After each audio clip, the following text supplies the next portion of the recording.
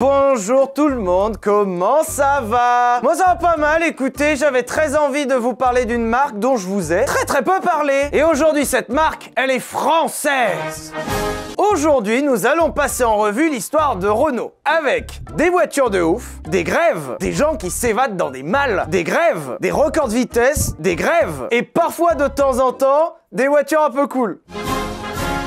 Nous sommes en 1898 et on va s'intéresser à trois personnages que sont Louis, Marcel et Fernand. Renault, c'est dans le titre. Alors celui qui va nous intéresser en particulier, c'est Louis. Déjà parce que c'était un peu la tête pensante de la marque, et aussi accessoirement parce que c'est le seul qui a survécu. C'était il y a 130 ans. On est en 1898, et à cette époque-là, l'automobile, c'est un truc super nouveau. Alors c'est pas nouveau, genre c'est sorti la semaine dernière, mais ça a une petite dizaine d'années. Et encore, pour beaucoup de gens, la voiture c'est une rumeur. En fait, on oublie un truc, mais c'est qu'aujourd'hui on a tous une voiture. Genre on a tous un téléphone, un frigo et une voiture. Alors qu'avant 1900, avoir une voiture, si on a un dans la famille qui en a une, c'est incroyable. Et Louis Renault, les voitures, il trouve ça incroyable. Alors à ce moment-là, Louis Renault, c'est pas forcément un entrepreneur, c'est plutôt un mécanicien, un mec qui a envie de mettre les mains dedans. C'est pour ça que Louis Renault, il va mettre la main sur un tricycle de Dion-Bouton. Une autre marque française ultra connue dont je vous parlerai peut-être un jour. C'était une marque très innovante et Louis Renault il décidera que ça fera une super base pour son quadricycle. Vous notez bien que je parle pas de voiture mais de quadricycle parce que c'est un tricycle avec une roue en plus. C'était à 130 ans et je rappelle accessoirement que la première voiture qui soit sortie, c'est la Benz Patent Motorwagen qui est sortie en 1885. YouTube est plus vieux aujourd'hui que ne l'était la voiture à l'époque de Louis Renault. Et il y a encore des gens qui comprennent pas ce qu'on fait. Donc à l'époque, Louis Renault, il est un peu visionnaire. Il prend le tricycle, il y ajoute une roue et une boîte de vitesse. Boîte de vitesse, 100% des véhicules roulants thermiques aujourd'hui en ont. À l'époque, c'est incroyable. Surtout qu'à l'époque, Louis Renault y ajoute une marche arrière. Pareil, 1898, incroyable. Et c'est comme ça que naît la Renault Type A. La Renault Type A en VMAX, c'est 45 km/h. Alors je sais qu'aujourd'hui ça fait rigoler. Je rappelle que la Benz Patent Motorwagen, c'est à peu près 15 km/h pour la grosse version. Sinon c'était 12. Quand tu vois ce machin fabriqué en bois avec des roues de vélo qui arrivent à 45 sur ton nez, franchement ça commence à tracer un peu. Et ça trace tellement un peu que Louis Renault, le 24 décembre 1898, va se donner un défi. Le soir du réveillon, il y a Louis et ses frères qui vont tenter de gravir la rue Le Pic. Alors il y a Kaizen et la rue Le Pic. Mais c'était il y a 130 ans. La rue Le Pic, c'est à Montmartre, en plein Paris, et c'est une rue qui grimpe de fou. Et en fait, il y a un truc assez simple, mais gravir ça en voiture à l'époque, ce n'est pas possible. Genre, les voitures de l'époque, elles ont pas la puissance pour grimper la côte. T'imagines qu'ils ont fait un funiculaire pour monter les gens quand même. À Montmartre, on se rend pas compte, mais ça grimpe. Et un peu chaud le soir du réveillon, les trois frères se lancent. Ils essayent de grimper la rue Le Pic, et ils y arrivent. Pour l'anecdote, ce qui est un peu cool, c'est que ça a attiré de la foule, parce qu'à l'époque, voir une voiture rouler, de surcroît dans une pente comme ça, c'était incroyable. Ils ont réussi le soir du 24 décembre 1898 un exploit, et ce sera le début de l'industrie automobile française. Si un jour vous allez à Montmartre, vous trouverez d'ailleurs la plaque commémorative de l'événement. Je trouve ça incroyablement mignon. L'histoire raconte aussi que certaines personnes dans la foule qui ont vu la voiture grimper la côte ont passé commande sur le champ. Et c'est comme ça que les trois frères vont lancer la marque Renault. Louis Renault va gérer la technique et la mécanique pendant que les deux frères feront le reste. Et la première année, Renault va vendre 76 voitures. D'un côté, c'est un peu risible parce que 76 voitures, tu vas pas vraiment bien manger à la fin du mois. De l'autre côté, à l'époque, c'est plutôt pas mal. Déjà, il faut prendre en compte qu'il y a une clientèle qui est ultra restreinte puisque les voitures valent une fortune. Mais surtout à l'époque, des petits constructeurs comme Renault, il y en a des centaines. Donc arriver à vendre plus d'une voiture par semaine, pour une première année, c'est vraiment pas mal. Sauf que justement, comment tu t'illustres parmi ces centaines de petits constructeurs? Comment tu fais ressortir ton entreprise parmi tout ça? Eh ben tu fais la course. Je vous en avais déjà parlé dans le VTech sur la Targa Florio, mais je trouve incroyable que dès qu'on ait inventé la bagnole, on ait inventé le concept de faire la course avec. L'homme a toujours été un singe. Calèche à roue qui fait pète qui va vite, et on va le faire tous ensemble pour voir qui est le plus vite. Ouais. Je place ici qu'on est en 1900, et pas 1900 le siècle, genre 1900 tout rond. Et qu'à l'époque, les courses, c'est pas sur circuit, c'est sur chemin. Et parce que le problème, c'est que le concept du circuit est arrivé après la voiture. Singe savant, mais pas tant que ça quand même, tu vois. Et à l'époque, les courses qui marchent, c'est les courses de ville à ville. Genre Paris, Trouville. T'es à Paris, tu vas à Trouville, faut y aller le plus vite possible. Trouville. Ce qui rend les courses de l'époque extrêmement différentes de celles d'aujourd'hui. On n'est pas comme en Formule 1 à l'optimisation du dixième, on est sur des trucs qui font 400 km et il faut tenir la distance. Et justement à l'époque, les courses c'est plutôt des concours de fiabilité. En gros, il y a 400 bornes et déjà le fait d'arriver te place en bonne position sur le podium. Et dans ce milieu, les frères Renault vont commencer à se faire un petit nom. Ils participent à pas mal de courses et vu que leurs voitures sont plutôt fiables, ils gagnent. Ils vont accumuler quelques victoires jusqu'en 1902, mais va arriver un événement marquant. Marcel perd la vie au volant d'une voiture. En fait, parmi les trois frères, c'est Marcel qui conduisait les voitures pendant les courses. Sauf que Marcel, il est certes pas mauvais, mais il est pas pilote. Et il va perdre la vie. Et si d'un côté pour Renault la course a pris un tournant tragique, de l'autre côté ça marche vraiment bien pour les affaires. Alors que la marque a été créée en 1898, en 1905 Renault ouvre sa première usine. Alors on se rend pas compte mais la stratégie de faire des courses et l'incroyable réputation de fiabilité de la marque à ce moment-là fait que ça marche super bien. En 1905 Renault va recevoir une commande pour équiper la moitié des taxis français en véhicules. 250 véhicules. Alors c'est drôle de se dire qu'en 1905 il y a 500 taxis et la moitié sont des Renault. Et c'est comme ça qu'en 1905, Renault inaugure son usine à Boulogne-Billancourt. Ce sera vraiment l'un des cœurs de Renault pendant très longtemps et beaucoup d'événements marquants s'y passeront, notamment des grèves. On avance un peu dans le temps et on est en 1913 et Louis est tout seul à bord. Comme je vous ai dit à l'instant, Marcel est parti en 1902 et Fernand est mort d'une maladie en 1909. Ce qui fait qu'en 1913, Louis Renault est le seul aux commandes de l'entreprise. Et Louis Renault, il a vu un truc incroyable aux États-Unis. Ford. Il y a déjà quelques années de ça, j'avais fait un Vultec sur Ford et peut-être que je vous en reparlerai un jour, mais Ford, c'est le pionnier du Fordisme. Le Fordisme ou le Taylorisme est une organisation du travail très particulière. En gros, c'est le travail à la chaîne. Avant ça, dans les usines, t'avais un mec qui était chargé de faire une voiture. Et il faisait tous les stades de fabrication d'une voiture et ça prenait un temps de fou. Le concept du travail à la chaîne, c'est que tu fais une chaîne, tu mets un mec et il bouge pas. Le mec, il est chargé de faire un phare et tous les jours, il fait des phares. Alors d'un côté, c'est incroyable parce qu'il va devenir super efficace pour faire des phares. De l'autre, il y a un inconvénient, c'est que ça rend les gens totalement fous. Pour anecdote, j'ai déjà travaillé en usine à Cochonou, à Saint-Symphorien-sur-Coise. Et je confirme, ça rend complètement con. Quand Louis Renault voit ce que fait Ford dans ses usines, il est comme ça. Les usines de Louis Renault, elles sont pas du tout organisées comme ça. Et il se rend compte de l'efficacité que ça pourrait être. Et en 1913, Louis Renault intègre le Fordisme dans son usine. Et autant aux États-Unis ça a marché de fou, et accessoirement ça a dominé le monde encore jusqu'aujourd'hui, sauf qu'ici, on n'est pas aux États-Unis, on est en France. Grève. Oh non, non, ouais, oh, oh. Et il va pas nous casser les couilles avec ces histoires d'usines des États-Unis là. C'est où on est, nous? On est en France. Alors, avec Marcel et les copains, on fait la grève. Ça, c'est la France que j'aime, ça. T'as les Américains, ils trouvent un truc de ouf, et nous, on fait. Non, non, nous, on va faire du sifflard et du pinard. Eh oh!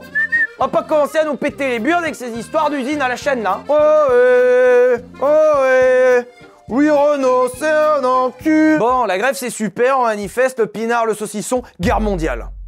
1914, Première Guerre mondiale, et Renault va devenir un acteur majeur de la victoire. C'est aussi à ça que servent ces formats, c'est se remettre des fois des trucs dans la tête. Une entreprise de bagnole a été un acteur majeur d'une victoire dans une guerre mondiale. On se rend compte du truc. La Première Guerre mondiale. La deuxième, c'était pas pareil. En 1914, lorsqu'éclate la Première Guerre mondiale, la France se retrouve un peu surprise. Je sais pas si vous avez déjà entendu l'expression la fleur au fusil, mais elle vient de là. En gros, en 1914 en France, on se rend pas vraiment compte de la gravité de ce qui est en train de se passer. C'est pour ça que les soldats et l'industrie française y vont un peu... bon, on verra. Il y a une bagarre là-bas vers Verdun. Ça va durer 3 semaines. Ah oui, quand même, oui. Sont longues tes 3 semaines, hein? Et face aux difficultés et à la supériorité de l'armée allemande, la France va mettre les bouchées doubles avec les industriels qu'ils ont, notamment Renault. Les usines vont être réquisitionnées, c'est comme ça que Renault fabriquera 7 millions d'obus pendant la guerre. 7 millions d'obus. Qu'il faut tirer après, hein? Pam pam boum boum, hein? Si vous êtes allé à l'école, vous avez forcément entendu parler aussi des taxis de la Marne qui étaient des Renault. Parce que les 7 millions d'obus, faut les amener à Verdun. La fabrication des obus qui ont permis la riposte contre les Allemands, c'est en grande partie Renault. Les munitionnettes, c'est Renault. Les taxis de la Marne, c'est Renault. Et les chars qui ont permis de se battre à armes égales contre les Allemands, c'est aussi Renault. Renault, en seulement quelques années, va ingénierer et développer des chars pour aller se battre contre les Allemands. Et les chars Renault pendant la Première Guerre mondiale seront un élément majeur de la victoire. Et en 1918, Louis Renault est un héros national. La France a en partie gagné la Première Guerre mondiale grâce aux efforts de Renault. Et ça va pas vraiment leur être rentable. Entre la Première et la Deuxième Guerre mondiale, Renault va connaître pas mal de difficultés. Difficultés parce que les usines ne sont certes pas détruites, mais disons qu'elles sont plus vraiment adaptées à faire des voitures. Disons que la demande en termes d'obus a pas mal baissé. Et la demande en termes de voitures aussi. À l'époque, Renault faisait des voitures plutôt haut de gamme, mais à la fin de la Première Guerre mondiale, personne n'a d'argent. En plus de ça, commence à arriver la concurrence, avec un certain André André Citroën. Alors, ce qui est super drôle, c'est que Louis Renault et André Citroën sont allés au lycée ensemble, mais surtout André Citroën, qui a une entreprise plus petite, arrive à réagir beaucoup plus vite. Et André Citroën, il a pas pris la sauce pendant la guerre, lui. Ce qui fait qu'André Citroën, il comprend très bien que la demande à ce moment-là, c'est les petites voitures. Pas chères, faciles à conduire, fiables. Et ça, Louis Renault, il va pas le comprendre tout de suite. Tu ajoutes par-dessus ça le krach boursier en 1929, et Louis Renault, il a beau être héros national, bah il a plus un rond, hein. Et c'est l'époque où Louis Renault va essayer de se diversifier. Si les voitures, ça marche pas trop en ce moment, bah on va essayer de faire d'autres trucs. Genre des trains. Ça n'a pas marché. Bah alors c'est pas grave, on va faire des avions. Ça n'a pas marché. Bon bah les Italiens ils font des tracteurs, ça marche super bien. Ça n'a pas marché. Et Louis Renault, il commence à être doucement dans la merde. Il a pas envie de faire des voitures bas de gamme, ça il le laisse aux autres constructeurs. Lui, il pense que la solution viendra plutôt d'une alliance. Une industrie automobile voisine. Autrefois ennemie, aujourd'hui à peu près copine. Et puis bon, ils ont des idées un peu bizarres, mais Louis Renault, il est ouvert à la discussion. Puis il est dans la merde financièrement, alors Louis Renault, il va glisser. On arrive dans un passage un peu controversé de la vie de Louis Renault. Il y a eu plusieurs théories autour de ce qui s'est passé pendant la Seconde Guerre mondiale. Mais en gros, en 1935, Louis Renault va exposer certaines de ses voitures au Salon de Berlin. Et au Salon de Berlin, il y rencontre le H, ce bon vieil Adolphe qui est un peu intéressé par les voitures de Renault. Et accessoirement un peu intrigué par le personnage qui leur a vraiment fait chier pendant la guerre mondiale d'avant. Louis Renault et le H vont commencer à discuter jusqu'en 1939. Je vais essayer d'être le plus factuel possible, parce qu'à chaque fois, il y a deux versions de l'histoire. Il y a une version de l'histoire qui dit que Louis Renault était très admiratif de ce que les Allemands avaient fait en automobile et qui voulait un projet pacifiste qui bénéficierait à tout le monde. À tout le monde, c'est-à-dire les Français et les Allemands, et surtout pas aux Anglais et aux Américains, parce que yo, on est en France ici. Et de l'autre côté, notre version de l'histoire à base de... Bon, Louis Renault, il était pas... Oh, il est possible que Louis Renault se soit un peu laissé emmener par les idées du H. Pour votre info, ça a été pendant un temps l'un des sujets les plus débattus par les historiens. Il y a vraiment eu plusieurs groupes d'historiens qui affrontaient les versions et les faits pour essayer de savoir est-ce que Louis Renault était plutôt du côté du H ou pas. Il y a une version qui pendant un temps a été très écoutée, qui allait vraiment dans le sens de Louis Renault, en disant qu'il a été tributaire de ce qui s'est passé et que lui à la base il avait un projet pacifiste et qu'en gros on lui a tout pris. Après cette théorie elle était portée par l'un de ses descendants. Alors, je vais être très clair, savoir si Louis Renault est un collabo ou pas, c'est une patinoire. Moi, le seul truc que je vous dis, c'est que pendant la Seconde Guerre mondiale, Renault, ils ont un peu... un peu changé de camp, quoi. Jusque-là, c'était la France que j'aime. Bon, bah là, ça a changé, là. Bon, je blague beaucoup, mais encore une fois, il y a deux versions de l'histoire. En 1940, la France commence à être occupée par les Allemands, et en 1941, l'usine Renault fabrique des tanks pour la Wehrmacht. C'est allé super vite. En 1941, l'armée allemande prend totalement le contrôle des usines Renault. Le temps du pinard, du saucisson, des grèves qui rendent fière la France, bon bah... allez, au revoir. Bonne route! D'un côté, il y a des théories qui disent que Louis Renault, de toute façon, il était même pas là. On lui a pris son usine, elle a été sous contrôle allemand, et on lui a pas laissé le choix. Et de l'autre côté, il y a des gens qui disent, bah justement, Louis Renault était pas là. Il est possible que pendant que son usine fabriquait des tanks pour les Allemands, Louis Renault, il était souvent en vacances, souvent en voyage, parfois en Allemagne. Pour vous dire jusqu'où la collaboration a été, mais pendant un temps, l'armée française a même bombardé les usines Renault. Quand on arrive au stade de bombarder ton propre territoire, c'est qu'il se passe des trucs pas très clairs dans ces usines. L'un des points qui sont allés en la faveur de la thèse de la collaboration, c'est qu'à un moment, justement, les usines sont détruites. Et face aux usines détruites, Louis Renault décidera de reconstruire les usines. D'un côté, on peut se dire que comme ces usines ont été détruites, lui, il y est pour rien, il a juste envie de les reconstruire, il a juste envie... de récupérer ce qui était à lui. Et de l'autre, le fait de reconstruire les usines, qui sont toujours aux mains des Allemands, va faire en sorte de continuer la collaboration. Et disons qu'en 44, quand la guerre est finie et que les Alliés l'ont emporté, Louis Renault, il était un peu... attendu. Charles de Gaulle, il était comme ça, il faisait... Et donc, lui... Viens voir. Et c'est comme ça qu'à la fin de la guerre, un mandat d'arrêt est émis contre Louis Renault. On va aborder plusieurs points qui, quand je le dis comme ça, ont pas l'air très graves, mais qui sont lourds. Quand il y a un mandat d'arrêt qui tombe sur ta tête... Mandat d'arrêt, c'est que t'es un ennemi de la nation. La France t'en veut. Face à ce mandat d'arrêt, Louis Renault va se rendre de lui-même et il sera immédiatement incarcéré. Et alors qu'il était en attente de son procès, il mourra en prison seulement un mois plus tard. Louis Renault ne sera donc jamais jugé pour cette histoire de collaboration. Autre anecdote, c'est qu'il y a eu un procès autour de cette mort que ses descendants ont qualifié de mystérieuse. En gros, on n'arrive pas à savoir s'il est mort d'une maladie qu'il avait déjà, qui est une théorie, ou s'il est mort d'une grande baigne dans la gueule. Il y a une théorie comme quoi il a été fortement secoué en prison, justement parce parce que la France entière le détestait, et que c'est à cause de ça qu'il serait mort. Et le procès a terminé sur un non-lieu. Ce qui fait qu'on ne saura jamais assassiné, pas assassiné. Il est mort. Il est mort. Et le deuxième truc un peu grave de cette histoire, c'est que l'entreprise Renault est nationalisée. Nationalisée, c'est une phrase, tu vois pas vraiment ce que ça veut dire. Tu te dis, bah la France a pris le contrôle de l'entreprise. Nationalisé, c'est à Charles de Gaulle en personne qui arrive et qui dit « Toutes les parts de Louis Renault, c'est à moi. Les héritiers, les descendants, les actionnaires, c'est mort, c'est Charles de Gaulle maintenant. » Et maintenant que l'entreprise est nationalisée, eh ben elle est toujours dans la merde. Je rappelle que les usines il y a quelques semaines étaient bombardées et qu'actuellement l'entreprise Renault a la pire image de France. Sortie de la guerre, acheter une voiture Renault, c'était un peu considéré comme de la collaboration. Ah, t'as acheté une Renault ? Et surtout, à la fin de la Seconde Guerre mondiale, la France est dévastée. Personne n'a d'argent pour acheter des voitures. Et c'est comme ça que dans toute l'Europe, on verra apparaître le mouvement des voitures extrêmement simples. La Citroën 2 chevaux est une pure réponse à la fin de la Seconde Guerre mondiale. La Volkswagen Coccinelle est un produit purement fait pour la fin de la Seconde Guerre mondiale. Et chez Renault, cette voiture, ce sera la 4 chevaux. Il y a une anecdote incroyable à propos de la 4 chevaux, c'est qu'exactement comme la Coccinelle, c'est une voiture qui a été développée pendant la guerre. Et c'est une voiture qui a été développée en secret par 2 ingénieurs de l'usine. En fait, pendant que l'usine était occupée à fabriquer des tanks pour les Allemands, 2 ingénieurs essayaient de résister. T'en as 2 au fond, ils étaient comme ça en disant « Ouais, on bosse sur les tanks !» Connard. Et en acte de résistance face à la Volkswagen Coccinelle qui commence à arriver, ces 2 ingénieurs vont développer un prototype.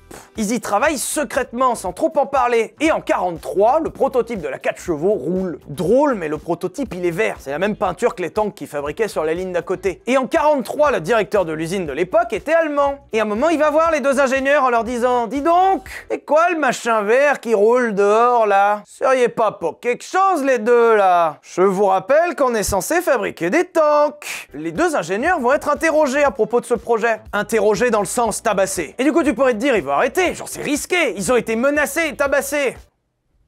Ils ont pris la voiture verte et ils l'ont repeint en noir. Ah, je les adore. Eh Helmut, y a plus la voiture verte, hein, tu vois, c'est pas ma faute, hein. Trou de balle. Et c'est comme ça qu'à la fin de la Seconde Guerre mondiale, le projet de la 4 chevaux sera ressorti et sera un succès incroyable. La Renault 4 chevaux, c'est plus d'1 million d'exemplaires produits. Et la Renault 4 chevaux, c'est le truc qui fait sortir la tête de l'eau de Renault. D'ailleurs, je le place ici, mais on en parlera en détail un peu plus tard, mais la 4 chevaux sera à l'origine de la marque Alpine. En fait, il y a un mec qui va tomber un peu amoureux des 4 chevaux et qui va s'en servir de base pour aller faire la course. Et ce mec, c'est Jean Rédélé. Si vous connaissez un peu la bagnole, vous voyez qui c'est, mais en gros, Jean Rédélé, c'est un équivalent d'un Gordini, Giannini, Abarth. Il prend des 4 chevaux, il fait du gros tuning dessus et il va gagner des courses avec. Sauf que Jean Rédélé, il aime pas trop s'arrêter au tuning. Lui, il est déterminé. Et il va carrément prendre la Renault 4 chevaux pour en faire un modèle à lui. Étant donné que ses courses préférées c'était dans les Alpes, il va appeler sa marque Alpine, avec le premier modèle qui s'appellera l'A106. L'A106, c'est une 4 chevaux. Tuning. Avec une carrosserie un peu sympa. Et si cette carrosserie vous dit quelque chose, c'est normal, puisqu'elle donnera naissance un peu plus tard à l'A110. Ah, et voilà. Bah ça, à la base, c'est une 4 chevaux. Enfin, il y a très longtemps, hein, parce que l'A110, ça a quand même beaucoup évolué. D'un côté, je suis censé vous parler d'Alpine et vous le décrire, parce qu'aujourd'hui, Alpine a été totalement intégré dans la marque Renault. Tellement qu'il n'y a même plus Renault Sport, il n'y a que Alpine. Et une écurie de F1 et tout, donc c'est gros, tu vois, c'est intéressant. Et de l'autre, bah ça mériterait peut-être un sujet à part entière. Donc je vous parlerai d'Alpine un peu plus tard, parce qu'on est là pour parler de Renault. Comme d'hab, si ça vous intéresse, vous le dites en commentaire, et puis si ça vous intéresse pas, vous le dites aussi, hein. Et là, pour Renault, on va commencer à rentrer dans un âge d'or. Renault va se mettre à sortir des bangers, mais de façon systématique. Renault sort la 4 chevaux. Succès incroyable. Sauf que vous connaissez la problématique. Remplacer un truc incroyable, c'est compliqué. Et bah, ils vont y arriver. C'est comme ça que Renault sortira la Dauphine. La 4 chevaux, ils en ont vendu 1 million. La Dauphine, c'est 2 millions. La Dauphine, ça marche de fou. Ça va être compliqué de remplacer ça, sachant que ça fait 2 millions de ventes. Renault 4, 8 millions d'exemplaires. 30 ans de carrière. Alors je fais un tout petit point sur la Renault 4 qu'on appelle communément la 4L. Déjà pour votre anecdote, la 4L n'est pas le nom du modèle, c'est bien Renault 4. C'est juste qu'à un moment, Renault a sorti une version luxe de la Renault 4. La 4L. Alors luxe doucement quand même, hein. En gros, la différence entre une Renault 4 et une Renault 4L, c'est qu'elle a une présentation un peu plus flatteuse. Et autre anecdote, si vous n'étiez pas au courant, mais la Renault 4 a totalement éclipsé la Renault 3. J'aime beaucoup l'histoire des sous-modèles qui ont été totalement éclipsés par les versions les plus vendues, comme la Porsche 912. Je suis sûr que vous saviez pas qu'elle existait celle-là. La Porsche 911 a eu une petite sœur qui s'appelle la Porsche 912, qui était une 911 en moins bien, mais je vous en parlerai plus tard. Comme la Citroën ID, qui était la version moins bien regarde la DS. Ça a la même gueule, la même apparence de loin, et pourtant c'est pas la même caisse. Et la Renault 4 a eu la même chose avec la Renault 3. Personne n'en a acheté, ils l'ont retiré de la gamme super vite. Je m'arrête un petit peu sur la 4L parce qu'on a oublié aujourd'hui que ça a été une révolution. Déjà, la Renault 4, c'est la première traction de la marque Renault. Et disons que cette technologie va enterrer les anciennes technologies chez Renault. C'est-à-dire que la fossoyeuse des moteurs à l'arrière chez Renault, c'est la Renault 4. Et ce qui est fou avec la Renault 4, c'est que c'est une voiture incroyablement intelligente. Pour l'époque, elles sont performantes, pratiques, spacieuses, fiables, avec des solutions techniques qui sont incroyables. Je sais pas si vous aviez déjà remarqué, mais les Renault 4 sont pas symétriques. En fait, si tu regardes bien, il y a un côté à l'arrière qui est plus long que l'autre. En fait, pour des raisons techniques et surtout d'économie, puisque je rappelle que c'est une voiture d'après-guerre, la voiture était faite tordue. Ça n'a pas empêché de se vendre à 8 millions d'exemplaires, hein. Et surtout, la Renault 4, elle met une vitesse à la 2 chevaux. En gros, la Renault 4 prend le concept qui a tant plu dans la 2 chevaux, c'est-à-dire la simplicité, la fiabilité et le prix qui est très faible, en faisant une voiture quand même moderne. La Renault 4, elle a un peu inventé le concept de Dacia avant l'heure. Et ça fera 8 millions de ventes. Même les flics roulaient en 4L, parce que c'était pratique, ils pouvaient mettre le képi à l'intérieur. Incroyable! La 4L est une voiture très importante dans l'histoire de Renault qui finira même par enterrer le reste de la gamme, notamment la Renault 8. En soi, la Renault 8, même si c'est un super succès, hein, c'est 1 million de ventes, on s'en tape un peu. C'est les anciennes technologies de Renault et c'est une repompée opportuniste de la Dauphine pour faire un peu plus de ventes à pas cher. Mais si je vous parle de la Renault 8, c'est pour sa version sportive, la Gordini. Je vous parlais à l'instant de Jean Rédélé avec Alpine, mais Amédée Gordini a aussi été un grand acteur de la marque Renault. D'un côté, je pourrais vous tenir la jambe 20 minutes avec l'histoire d'Amédée Gordini. Et à quel point la R8 Gordini a été révolutionnaire dans le marché des sportives. À quel point, à partir de pas grand-chose, Renault, d'une certaine façon, a un peu marqué l'histoire. Ok Sylvain, super, mais allez, on se concentre, c'est un épisode sur Renault. Allez, la suite, après la 4L. Tu vas pas me dire qu'après la 4L, ils ont quand même ressorti un banger. Eh bah si. Renault 5, la Renault 5. Qu'est-ce que vous voulez que je vous dise? Un banger, il remplace par un banger, qui remplace par un banger, qui remplace par un banger, qui remplace par un banger. Renault 5, 5 millions d'exemplaires vendus. Et quand il a fallu remplacer la Renault 5, ils ont fait quoi? Super 5. Alors 3,5 millions. Ah, ça baisse. Attends.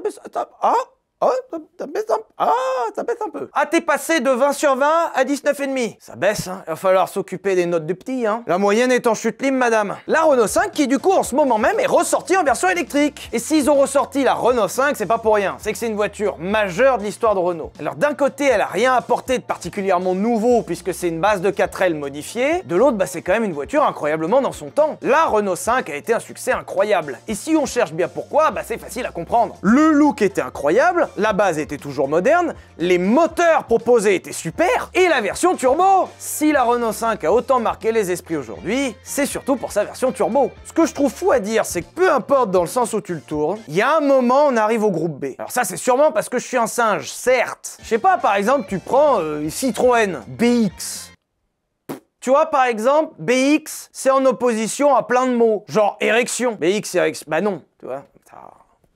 Bah tu rajoutes le groupe B et hop là! Même si tu prends des marques obscures, genre Métro, je pense que déjà la plupart des gens qui regardent ça pensent que c'est un magasin, alors ce qui est vrai, certes. Tu prends la petite merdouille, tu mets 500 chevaux dedans, groupe B, puis après ça fait XJ220. Tu sais, c'est un peu le puits au pierre-feuille-ciseaux. Pierre-feuille-ciseaux, puits.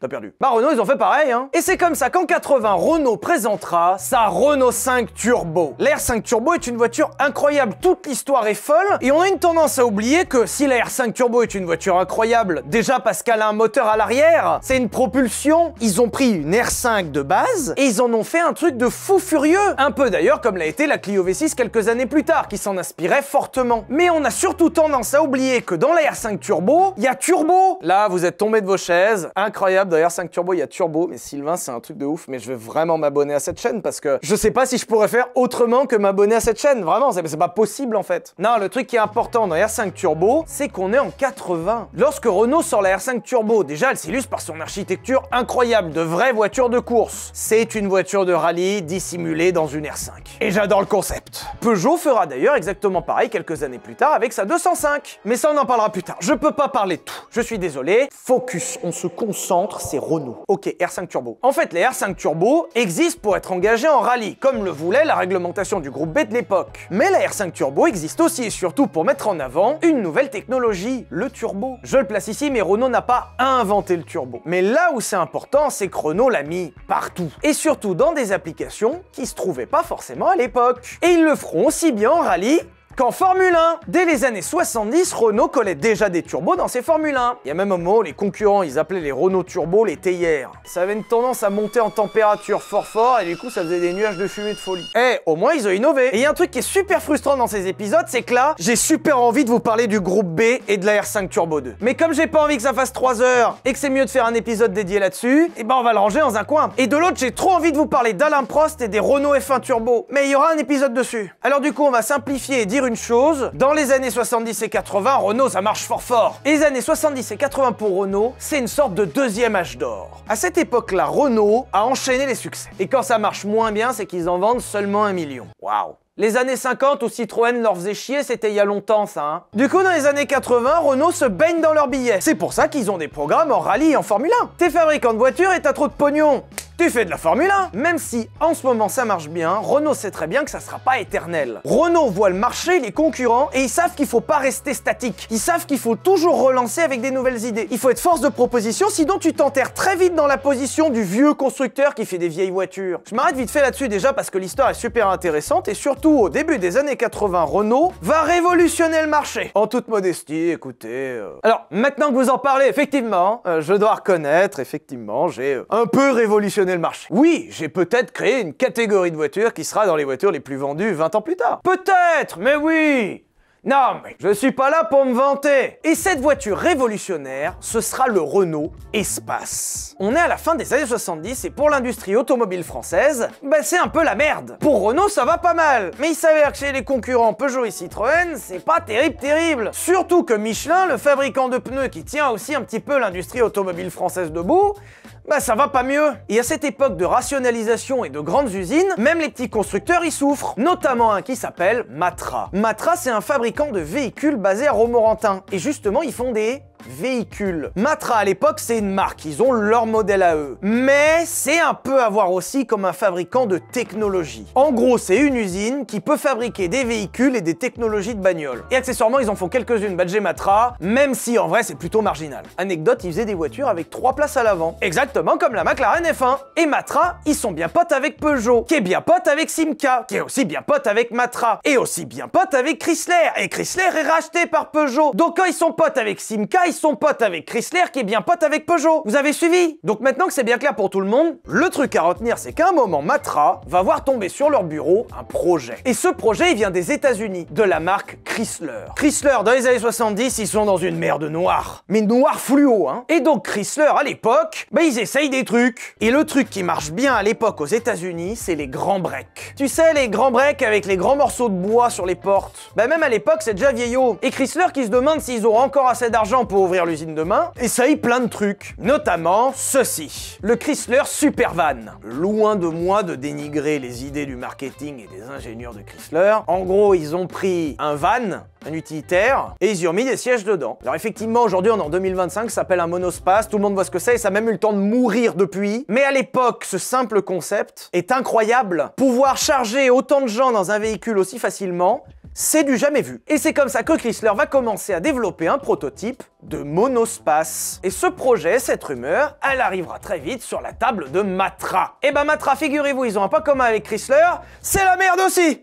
Y a plus d'argent. Donc s'ils pouvaient avoir une idée révolutionnaire qui occupe l'usine, ça serait pas mal. Alors du coup Matra, bah, comme ils avaient rien à perdre, ils ont pris leur petit projet puis ils sont allés voir Peugeot en disant bonjour, on a un super projet, on aimerait bien remplir l'usine, mais comme on n'a plus un rond, bah il faudrait que vous nous aidiez. Et là du coup il y a deux théories sur ce qui s'est vraiment passé. Il y a une théorie qui dit que Peugeot les envoyait bouler parce qu'ils croyaient pas au projet, et il y a une autre théorie qui dit que Peugeot, bah ils avaient pas une thune non plus. En fait au moment où Matra est allé voir Peugeot avec le projet de l'espace, bah ils étaient un peu ric-rac Peugeot, tu vois. Et quand t'as un mec qui a découvert, qui propose à un mec ric-rac de faire un projet qui coûte beaucoup d'argent, bah ça marche pas. Fin 70, Peugeot, entre le lancement de la 205, de la BX et accessoirement de toute l'histoire merdique autour de Chrysler, parce qu'à un moment ils ont racheté Chrysler Europe, et ça a été, comment on dit, un bourbier,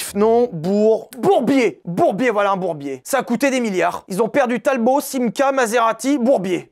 Et Comme ça, paf! Une histoire, ça encore. Après, c'est à ça que servent ces formats. Et c'est comme ça que Matra, face au choix de mourir ou aller voir quelqu'un d'autre, et aller voir Renault. Et c'est comme ça que Matra proposera à Renault le concept de Chrysler. Et ainsi naîtra le Renault Espace. On se rend pas compte, mais le Renault Espace est une révolution dans le monde de l'automobile. Les grandes surfaces vitrées, l'incroyable espace à bord, le confort inconnu de cette catégorie de véhicules. Renault a pondu avec l'Espace un véhicule qui va modifier le marché automobile pendant les 30 prochaines années. Et alors attention, ils vont s'en vanter. Renault, pionnier du monospace. Même si, du coup, c'est pas vrai. C'est un sujet un peu touchy dans le monde de l'automobile, mais Renault a bien sorti l'Espace 6 mois après Chrysler et son Voyager. Et je rappelle que Matra a eu le projet directement de chez Chrysler.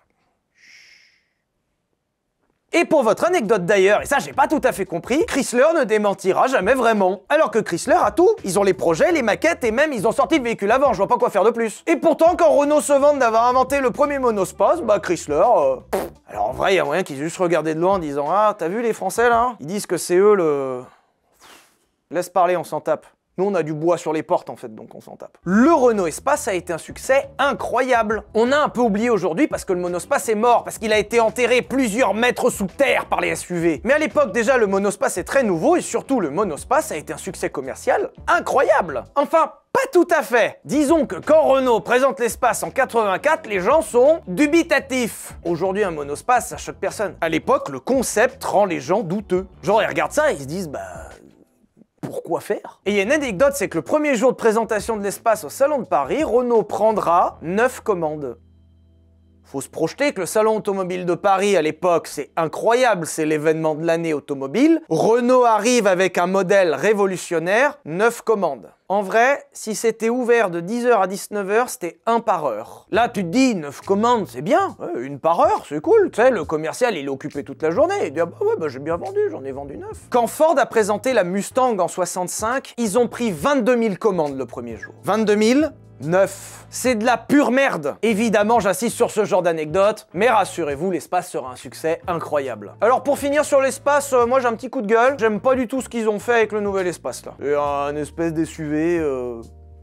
Voilà, si vous posiez la question, l'Espace est mort. Ironie de l'histoire, ils ont commencé avec 9 ventes et ils ont fini avec 9 ventes. Oh, puis c'est pas le seul échec que j'ai en stock. La fin des années 70 pour Renault, c'est aussi la période de l'expansion. Comme je vous l'ai dit tout à l'heure, Renault, il regarde ce qui se passe sur le marché. Et il commence très bien à voir ce que fait Fiat en Italie, où ils essayent de racheter absolument toute l'Europe. Faudra que je vous en parle un jour d'ailleurs. Ils sont aussi en train de regarder ce que font les Allemands, où ils rachètent absolument toute l'Europe aussi. Et puis bah t'as Renault au milieu, les mains dans les poches, en disant bah nous on a...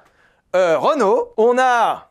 Je vous ai parlé de l'Espace, parce qu'on en a encore en stock, hein. N'hésitez pas. Et le truc qui fait bander les constructeurs européens à la fin des années 70, c'est les États-Unis. Le marché des États-Unis à l'époque, c'est un peu comme le marché de la Chine aujourd'hui. Il faut y être. La demande et le pouvoir d'achat à l'époque sont tellement importants que les voitures, ça se vend par pelle. Les constructeurs japonais avaient déjà compris ça aux États-Unis, et à un moment, les constructeurs japonais vendront plus de voitures aux États-Unis que chez eux. T'imagines que le marché des États-Unis est tellement incroyable que t'as moyen d'en vendre plus là-bas que chez toi. Renault, ils sont à Boulogne, ils sont comme ça, ils voient les billets qu'ils peuvent se faire, évidemment qu'il faut mettre un pied là-bas. Sauf que le problème de s'implanter aux États-Unis, c'est que c'est pas vraiment facile. Disons que quand en face, t'as un Ford, un Chevrolet, un Dodge, un Chrysler ou encore un AMC... C'est comme si moi, avec mon mètre 70 et mes 60 kilos, j'essayais de mettre un coup d'épaule à Teddy Riner, quoi. Il y a moyen que ça marche pas, tu vois. Voire que ce soit risqué. En 79, Renault veut s'implanter aux États-Unis. Et Renault ne veut pas faire la même erreur qu'ont fait les petits voisins de chez Peugeot. L'idée de base, si tu veux t'implanter quelque part, ça serait d'arriver avec tes petites voitures, tes petits billets. Bonjour, je suis Renault, bah en fait je suis français, j'ai traversé l'océan, et puis regardez, une Renault 9. Non, vous voulez pas? Vous voulez des V8, vous? Ah, bah ça j'ai pas, hein. Volkswagen l'avait très bien fait avec sa coccinelle, mais déjà Volkswagen c'était bien avant, et disons qu'ils sont arrivés sur le marché avec un produit révolutionnaire. Et en 79, Renault, bah ils ont pas de produit révolutionnaire, ils ont la Renault 9 et la Renault 11. Renault va donc choisir une stratégie beaucoup plus sûre qui va consister à racheter un constructeur américain. Et en vrai, la stratégie elle est pas conne, ça existe déjà. Il y a déjà des mecs sur place qui ont des usines, des concessions, un réseau et une image. Et toi, pendant ce même temps, tu te baignes dans les billets. Tu prends ton billet, tu rachètes, et puis c'est à moi, et puis c'est fini. Sur le papier, c'est super. Dans les faits, c'est plus dur. C'est plus dur parce que si le constructeur que tu vises marche bien, et tu peux pas le racheter. Ils vont pas vendre ce qui marche déjà bien à un mec qui va juste leur prendre leur billet, tu vois. Donc du coup, va falloir viser un constructeur qui marche pas bien. Et l'autre problème, c'est que s'il marche pas bien, c'est que t'as peut-être une raison. C'est comme ça que Renault va se porter acquéreur d'AMC, qui à l'époque faisait la Javelin et la Gremlin. Ces merdes là.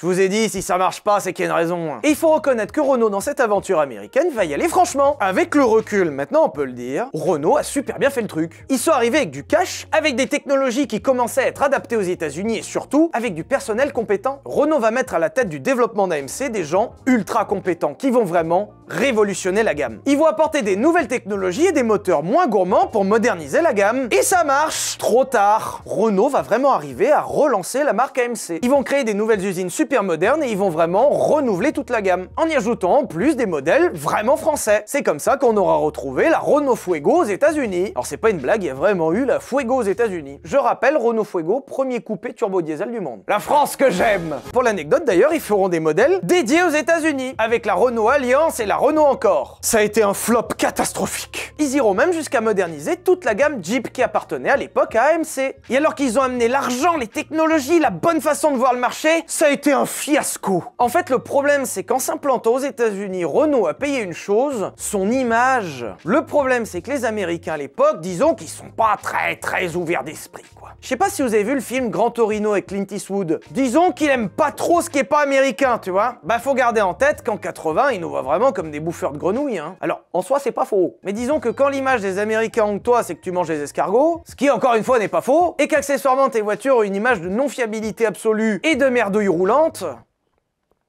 pas facile, hein. Malgré ça, les Japonais étaient arrivés à se faire une place sur le marché de l'automobile américain grâce à une fiabilité exceptionnelle. Disons que les Américains voulaient pas trop acheter japonais, mais c'est que c'est tellement fiable que bon...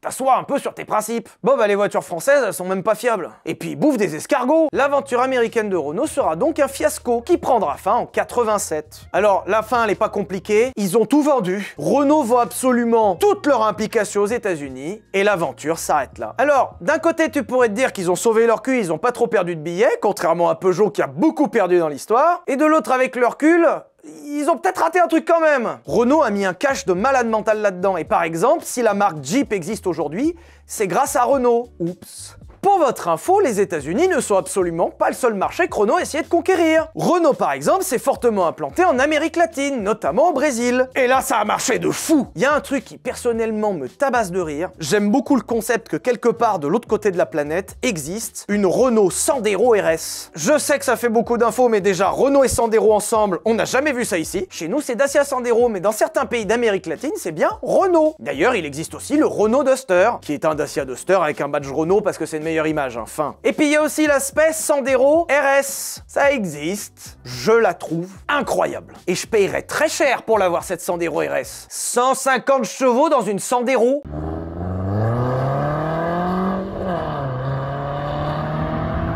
Ils ont mis un 2 litres Atmo dans une Sandero et ça fait 150 chevaux. Il y a des jantes en 17 sur une Sandero. Putain, mais pitié. Pitié, mettez ça chez nous, pitié. Pourquoi on n'a pas ça chez nous, pitié?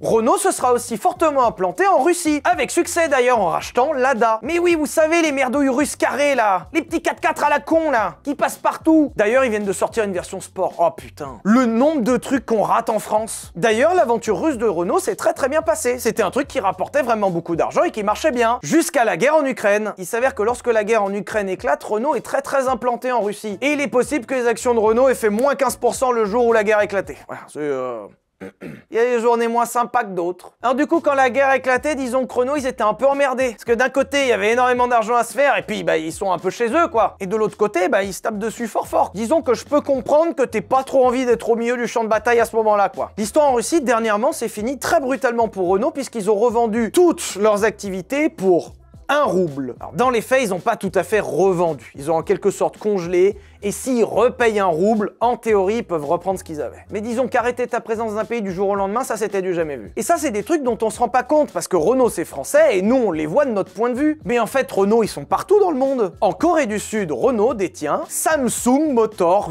Je sais qu'il y a beaucoup de révélations dans cet épisode, mais effectivement, Samsung fait des voitures. J'exagère un peu, c'est pas la même branche que Samsung les téléphones. D'ailleurs, anecdote, je me permets de vous parler de la Renault Talisman. Et si vous la trouvez bizarre et pas tout à fait intégrée dans la gamme, c'est normal. En fait, c'est une Samsung. Alors ça, les enfants, ça s'appelle l'opportunisme. Samsung, ils avaient ça dans la gamme, et Renault, ils ont fait « Eh, on peut prendre ça, on y met un Renault, et puis ça fait une berline ». Hein? Et ça me permet de vous parler de Dacia, la marque roumaine, qui aujourd'hui est la propriété de la marque Renault. Je vais pas vous en parler en détail puisque j'ai fait un épisode dédié à la Dacia Logan qui est juste ici, et tout cet épisode justement raconte l'aventure Dacia, donc je vous invite plutôt à aller voir ça. Mais pour l'anecdote, à la base, Renault ne devait pas racheter Dacia, il devait racheter Skoda. Le truc drôle, c'est que Volkswagen est allé plus vite que Renault et a racheté Skoda avant Renault. Et que du coup, Renault, ils avaient des boules comme ça, et du coup, ils ont racheté Dacia à la place. Puis ça tombe bien, c'était moins cher. Ce sera aussi l'occasion à l'époque pour Renault de faire un rapprochement avec Volvo, qui déjà sera l'occasion de voir apparaître dans la gamme plusieurs nouveaux moteurs, avec des 5 en ligne turbo qu'on a totalement oubliés mais qui sont incroyables sous le capot de la Safran. Et accessoirement, l'un des moteurs les plus décriés de l'histoire de l'automobile, le V6 PRV. Peugeot, Renault, Volvo. Et ce sera également l'occasion pour Renault de fabriquer des camions, en partenariat avec Volvo. Renault Trucks. Vous avez forcément déjà vu des camions Renault. Et bah c'est depuis leur rapprochement avec Volvo. À l'époque, ils tapaient partout, mais c'est ça qui fait qu'une marque, elle marche. Et c'est comme ça que dans cette volonté de devenir un constructeur mondial et de pouvoir lutter contre les grands groupes, Renault va s'étendre partout. Et surtout au Japon. Évidemment, j'ai été obligé de vous parler de Renault-Nissan, qui pendant longtemps a été le 4e groupe automobile mondial. Genre dans le monde, en 4e, il y a Renault. Alors l'histoire entre Renault et Nissan, elle est un peu compliquée, parce qu'ils les ont rachetés, mais pas tout à fait. Je vous le résume très simplement, mais à la fin des années 90, Nissan, ils sont pas au top. En fait, ils ont du mal à sortir du marché japonais, et le seul marché japonais arrive pas trop à les faire vivre. Mais dans le même temps, Nissan, ils sont pas à l'agonie non plus. Je rappelle que la gamme japonaise de Nissan, fin 90, début 2000, c'est des trucs de ouf, hein. Nissan GT-R 34, 300ZX, 350Z. Certes, Nissan, ils sont pas au top, mais ils sont capables dans le même temps de te sortir l'une des meilleures sportives du monde. Donc disons qu'ils sont prêts à écouter la proposition de Renault, mais pas à n'importe quel prix. Et c'est comme ça qu'on verra naître en 99 l'alliance Renault-Nissan. J'aime beaucoup le concept où le nom c'est Alliance. Ma définition d'alliance c'est 50-50, tu vois. Et qu'en fait dans l'alliance Renault-Nissan, Nissan ils ont 15%. Et pas de droit de vote. Ah oui, au fait, le nouveau dirigeant de Nissan, il vient de chez Renault. Hein. Il s'appelle Carlos Ghosn. Renault va nommer à la tête de Nissan Carlos Ghosn. Et déjà, cette phrase existe et je trouve ça incroyable. Je rappelle que c'est une alliance à la base. Et Carlos Ghosn, c'est un mec qui a fait ses preuves. Par exemple, toute l'aventure Dacia et la rentabilité qu'on lui connaît aujourd'hui, c'est Carlos Ghosn. La Nissan GT-R 35 et le fait qu'ils ont fait peut-être l'une des voitures les plus performantes du début 2000, c'est Carlos Ghosn. D'ailleurs, anecdote, mais Carlos Ghosn avait une version de la Nissan GT-R 35 unique, juste pour lui. En fait, il avait une série spéciale qui était vendue qu'en blanc, mais lui, il avait une version noire, juste parce que c'était le patron. C'est un peu cool. Si je vous parle de Carlos Ghosn, c'est pour deux raisons. Déjà parce que c'est l'un des dirigeants de la marque qui l'a le plus fait évoluer, et on doit reconnaître avec le recul que Carlos Ghosn, c'est surtout des réussites. Et surtout, Carlos Ghosn, c'est une histoire de boîte. J'ai été obligé de vous parler dans un épisode sur Renault de l'histoire de la malle. Carlos Ghosn chez Renault-Nissan, carrière de fou furieux. On est vraiment sur le grand patron de grande entreprise. Et naturellement, le mec se fait des couilles en or. Mais à un moment, à la faveur du changement de gouvernement en France, les règles vont changer. Je le résume très simplement pour que vous compreniez, mais en gros, Carlos Ghosn va plus pouvoir se gaver comme il se gavait avant. Pendant plusieurs années, Carlos Ghosn va trouver le moyen de se rémunérer de façon détournée. Par exemple, pendant son mandat en tant que directeur général du groupe Renault, il va trouver le moyen d'acheter des maisons. Il va trouver le moyen de faire passer des investissements à lui perso sur les comptes des marques. Et il va trouver le moyen de se dégager une sorte de retraite très dorée. Très dorée. L'affaire Carlos Ghosn aujourd'hui, de ce qu'on en sait, on estime que c'est 300 millions de dollars détournés. Et disons que la manœuvre, les Japonais, ça les fait pas rire du tout. Une enquête va être ouverte sur Carlos Ghosn et il va être incarcéré une première fois. En attente du procès, il est libéré. Mais comme l'enquête trouve d'autres choses, il est incarcéré une deuxième fois. En attente du deuxième procès, il est libéré. Mais comme l'enquête trouve d'autres choses, il est incarcéré une troisième fois. Et en attente du troisième procès, il est libéré. Mais comme l'enquête trouve d'autres choses, il est incarcéré une quatrième fois. Et cette fois-ci, le ton commence à être un peu plus serré quand même. À sa quatrième incarcération, Carlos Ghosn paye une caution. Et il est libéré sous condition. Il est actuellement au Japon et il doit rester au Japon. Ce sera considéré comme un crime s'il s'en va du Japon. Donc s'il se barre du Japon, on passe de quasiment sûr à faire de la prison à sûr de faire de la prison. Et ça, Carlos Ghosn, il est pas d'accord. La veille de Noël, encore une fois, Carlos Ghosn organise chez lui dans sa résidence un concert. Je vous rappelle que Carlos Ghosn, il est obligé de rester chez lui. Ouais, si t'as envie de faire des concerts chez toi, tu fais des concerts chez toi. Le concert se déroule bien, les invités s'amusent et les gens qui surveillent la maison voient rien d'anormal. Ah oui, parce que Carlos Ghosn est surveillé 24/24/7/7. Le concert que Carlos Ghosn organise chez lui est en fait une mise en scène. Ça, les enfants, ça s'appelle une histoire rocambolesque. En fait, Carlos Ghosn, il a fait venir plein de gens et plein d'employés pour qu'on ait du mal à le suivre dans la soirée. Et à un moment, Carlos Ghosn, Ghosn disparaît. Carlos Ghosn va se cacher dans une malle des musiciens qui sont venus, qui en réalité étaient complices, pour aller jusqu'à un aéroport, prendre l'avion et s'échapper du Japon. Écoute-moi bien, Carlos, je te connais pas. C'est possible que t'aies volé de l'argent, peut-être. Mais alors, Carlos, là, tu nous as fait une évasion, mais putain, c'est un film! C'est incroyable, bravo! Il s'est caché dans une boîte pour être chargé dans un avion pour se barrer au Liban. Et quand il est passé à la douane, il avait une perruque! Incroyable! Peut-être qu'un Carlos Ghosn est un criminel, mais on n'empêchera pas que Carlos Ghosn, putain, le panache du type! Je m'excuse, j'ai un peu avancé dans le temps avec cette histoire de Carlos Ghosn, mais j'ai été obligé de vous en parler parce que le panache du type! Et on revient aux années 2000. Et les années 2000 pour Renault, c'est... D'un côté, les alliances et les expansions dans le monde marchent super bien, et une partie de la gamme marche super bien aussi. L'espace est un succès, son petit frère le Scénic est un putain de succès, à tel point que ce sera le petit monospace le plus vendu d'Europe, pardon, et ils ont même trouvé le moyen de révolutionner le marché avec la Twingo. Pardon, excusez-moi, ça fait 2 fois. Non, c'est chiant là. Petit aparté sur la Twingo, mais le fait de transposer le concept de l'espace dans une citadine, à l'époque, jamais vu, hein. Alors certes, une Twingo, c'est bizarre en termes de forme, parce que c'est un truc. Mais au passage, pardon, la Twingo a révolutionné le marché des citadines, hein. Révolutionner le marché, pour Renault, c'est devenu un quotidien, hein. Comment ça, tu connais pas le monospace? Renault Espace, allez hop. Comment ça, une citadine avec de la place? Renault Twingo, allez hop. Comment ça, monospace coupé? Renault Avantime. Va forcément être un succès, non? Non? Autant d'un côté, les années 2000 pour Renault, c'est des réussites de fou, autant de l'autre côté, y a pas tout, hein? Bon. Début 2000, Renault se baigne toujours dans l'embillet, et peut-être qu'un peu galvanisé par le succès de l'espace et le succès de la Twingo, ils se sont dit, on va mettre de l'innovation partout. Partout on peut mettre de l'innovation, on va en mettre. Bah après tout, ça nous a porté chance jusque-là. Et c'est par exemple comme ça que Renault va accoucher de la Renault Laguna 2. Renault Laguna 2 qui va amener un design très joli, et à l'époque, la voiture est vraiment réussie. Et plein d'innovations technologiques, genre la carte de démarrage. C'est celle de la Laguna qu'on a eu sur la chaîne. Je parle de cette fameuse carte de démarrage parce que ça a été l'un des points de fiabilité les plus critiques pour Renault. Au début des années 2000, la fiabilité de Renault, à force de mettre des innovations partout qui sont pas forcément éprouvées, s'effondre. Il y a s'effondrer, c'est-à-dire tout tombe, et il y a s'effondrer façon Renault, c'est-à-dire ça va encore sous terre. La Renault Laguna 2 et accessoirement la Renault Mégane 2 vont marquer une époque dans la vie de Renault qui a été catastrophique. C'est encore aujourd'hui la pire époque en termes de fiabilité de l'histoire de la marque. Ça vous donne à peu près le niveau de ce que ça a été. Les clients sont mécontents, les voitures sont en panne, et quand elles sont en panne, bah ça coûte cher. Quand t'es client et que tu fais prendre un truc en garantie, c'est cool. Toi, on te remplace un truc gratuitement, c'est normal, c'est la faute au constructeur. Quand t'es le constructeur, c'est moins marrant, hein. Quand t'as 200 000 Laguna qui rentrent parce que la putain de carte, elle marche pas,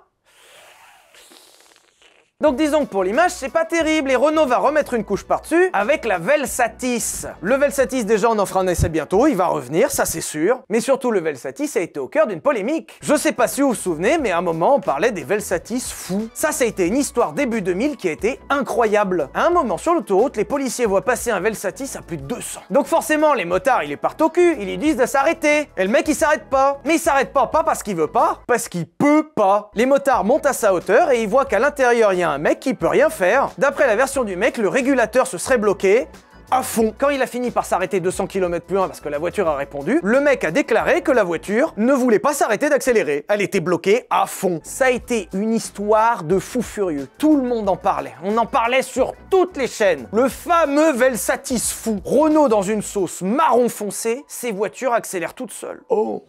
Mon Dieu! Ça a fait du bruit à l'époque. Hein. Et le truc qui a fait moins de bruit, c'est l'enquête qui a suivi derrière, qui a déterminé que le Velsatis n'avait aucun problème. Même aujourd'hui, on sait pas encore. Est-ce que le mec n'a juste pas compris comment marchait le régulateur et il a pas su comment l'arrêter? Ou est-ce que le mec voulait juste rouler super vite, a inventé ça et c'est passé, tu vois? Ça a pris une dimension de fou, le mec il a fait « Ah ouais, non, moi je voulais juste arriver à l'heure en fait. » Non, le Velsatis, il était fou. J'ai pas pu enlever le régulateur. Et surtout dans cette histoire, c'est que le mal était fait. Le Velsatis s'est cogné une image catastrophique jusqu'à la fin de sa vie. Et le Velsatis, même si ça n'a pas été un flop, ça n'a pas été... Et si tu cumules ça, la Laguna et la Mégane, autant dire que ça commence à faire mal. Il faudrait surtout pas qu'il y ait une idée complètement foireuse qui vienne absolument tout péter. Est-ce que je vous ai déjà parlé du Renault Avantime? Je vous avais déjà parlé plusieurs fois de ce véhicule super bizarre que la plupart des gens pensent être un espace. T'as un Avantime, ça n'a rien à voir, il y a 2 portes au lieu de 4. Dans sa petite folie de révolutionner le marché, début 2000, Renault se dit qu'il y a un coup à jouer. Les monospaces, ils ont déjà gagné le truc et c'est devenu des experts dans le domaine. Les gens adorent les monospaces, mais il faut reconnaître que ça s'adresse pas à tout le monde. Quand t'es jeune, t'as la Twingo, les petites familles prendront le Scénic, les grandes familles prendront l'espace. Et qu'est-ce qu'on fait des retraités? Certains retraités peuvent avoir un grand pouvoir d'achat et certains retraités vont claquer cet argent chez les Allemands. Ces retraités n'achètent pas des Renault Espace, ils achètent des Mercedes. Et ça, Renault, ils en ont un peu marre. Et un jour, Renault, ils se lèvent et ils ont une idée incroyable. On va prendre les monospaces et les couper Mercedes dans le même truc. Avantime, moins de 10 000 exemplaires. Ça a été un flop, hein. En fait, Renault voulait un peu révolutionner le marché avec un nouveau produit. Renault voulait proposer un véhicule qui rassemble tous les trucs cool des monospaces, c'est-à-dire l'espace à bord et la luminosité, et en même temps y ajouter un côté luxe et distingué. En gros, tu prends un espace, t'enlèves 2 portes pour en faire un coupé, et tu fais plus 50% sur le prix. Renault Avantime. Alors d'un côté, on se rend pas compte que Renault, un constructeur français, a pondu le premier et le seul monospace coupé de l'histoire. Après, on peut aussi se dire que si c'est le seul, c'est sûrement pour une raison. L'Avantime a été un échec cuisant. Mais alors quand je vous dis cuisant, c'est je crois que vous captez pas à quel point. L'Avantime, c'est moins de 10 000 exemplaires vendus, c'est-à-dire qu'il s'est plus vendu de Lamborghini Urus que d'Avantime. Il s'est plus vendu de Ferrari F430 que d'Avantime. On y reviendra en détail sur l'Avantime puisque je vous proposerai dans pas longtemps un essai et vous comprendrez à quel point le concept était un peu bancal. Mais je suis désolé, mais quand tu vois ça, c'est incroyable. Putain, la France que j'aime, le pinard, le saucisson et les monospaces coupés. Faudrait que ce soit la nouvelle devise de la France. Alors rassurez-vous quand même pour Renault, dans les années qui vont suivre, ça va aller très bien. Dans les années qui vont suivre, Renault en sport automobile, ça va être incroyable. Je vous en avais parlé dans le VTEC sur Flavio Briatore où le milieu des années 2000 a été incroyable pour Renault. Ils ont battu Ferrari et Schumacher. La France que j'aime. Et le pire, c'est que c'était pas du tout la première fois qu'ils faisaient ça. Je vous en parlerai d'ailleurs dans un épisode prochainement sur Alain Prost, où Renault, avec sa technologie du turbo, a défoncé le game. Renault, à un moment, s'est associé avec Williams et a défoncé le monde de la Formule 1. Tellement que ça donnera une série spéciale de leur Clio, la Clio Williams. Si vous posiez la question pourquoi il y a une Clio Williams et genre pas RS, bah c'est pour ça. Ce qui me permet aussi de faire le pont justement sur la gamme RS. Alors c'est un peu triste parce que justement,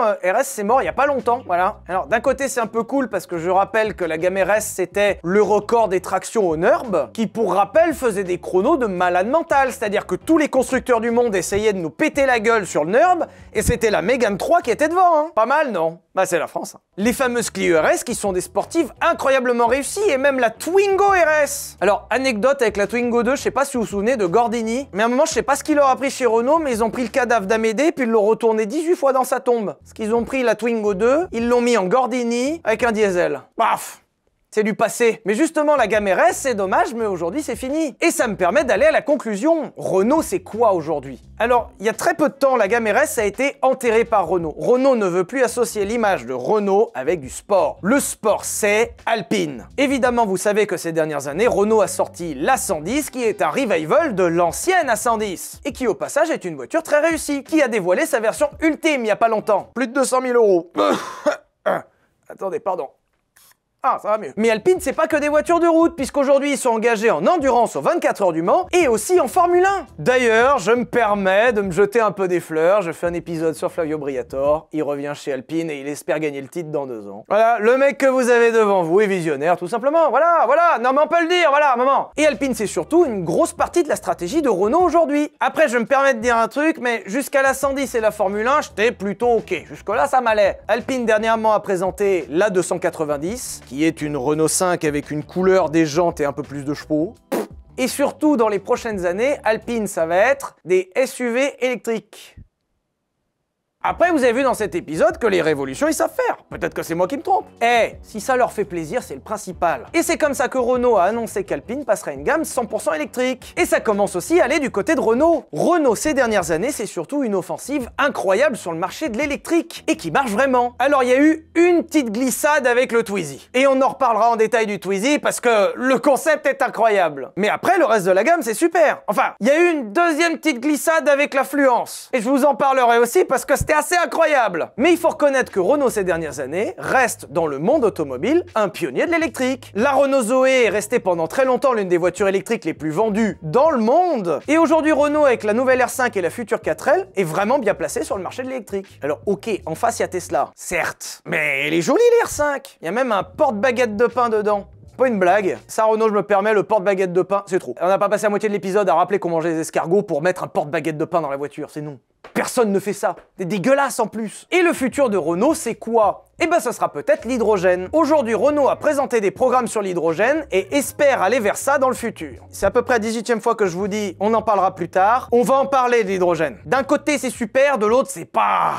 Et un peu de patience, pensez à vous abonner pour pas le louper et on en parlera très bientôt. Et surtout, Renault aujourd'hui, c'est une marque qui va. C'est pas dans les meilleures années, c'est pas dans les pires, ils sont là. En tout cas, la nouvelle R5 et la future 4L paraissent vraiment prometteuses. J'ai hâte de voir si ça va vraiment se vendre. Perso, je pense que ça va faire un peu comme le Cybertruck, ça va faire un gros effet d'annonce et puis après ça va faire... Bref, on verra. Et ça, on le verra très prochainement. En attendant, j'espère que vous avez passé un bon épisode. Pensez à vous abonner, pensez au pouce, merci d'être là chaque semaine. Et on se retrouve jeudi prochain pour une nouvelle vidéo. Gros bisous!